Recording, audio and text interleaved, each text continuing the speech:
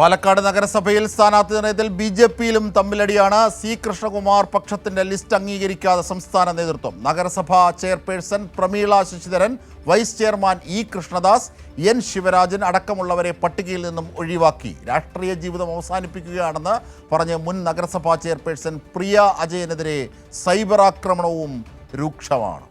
ആ റിപ്പോർട്ട് കൂടി ഒന്ന് കാണാം. സ്ഥാനാർത്ഥികളായി ബി.ജെ.പി ജില്ലാ പ്രസിഡന്റ് പ്രശാന്ത് ശിവൻ, കൃഷ്ണകുമാറിന്റെ ഭാര്യ മിനി കൃഷ്ണകുമാർ എന്നിവരെ ഉൾപ്പെടുത്തിയാണ് പട്ടിക തയ്യാറാക്കിയത്. എന്നാൽ നിലവിലെ പാലക്കാട് നഗരസഭാ ചെയർപേഴ്സൺ പ്രമീള ശശിധരൻ, വൈസ് ചെയർമാനും ബി.ജെ.പി സംസ്ഥാന ട്രഷററുമായ ഇ കൃഷ്ണദാസ്, ദേശീയ കൗൺസിൽ അംഗം എൻ ശിവരാജൻ അടക്കമുള്ളവർക്ക് സീറ്റില്ല.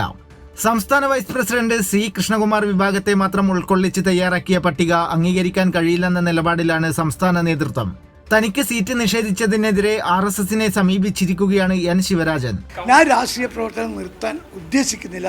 ഭാരതീയ ജനതാ പാർട്ടി തന്നെ മത്സരിക്കും. വിഭാഗീയതയെ തുടർന്ന് രാഷ്ട്രീയ ജീവിതം അവസാനിപ്പിക്കുകയാണെന്ന് പറഞ്ഞ് മുൻ നഗരസഭാ ചെയർപേഴ്സൺ പ്രിയ അജയൻ ഫേസ്ബുക്കിൽ പോസ്റ്റിട്ടിരുന്നു. ഇതിന് താഴെ അധിക്ഷേപ കമന്റുകളാണ് ബി.ജെ.പി പ്രവർത്തകർ ഇടുന്നത്.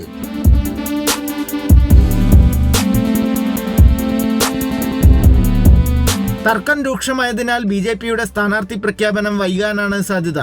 സച്ചിൻ വള്ളിക്കാട്, കൈരളി ന്യൂസ്, പാലക്കാട്.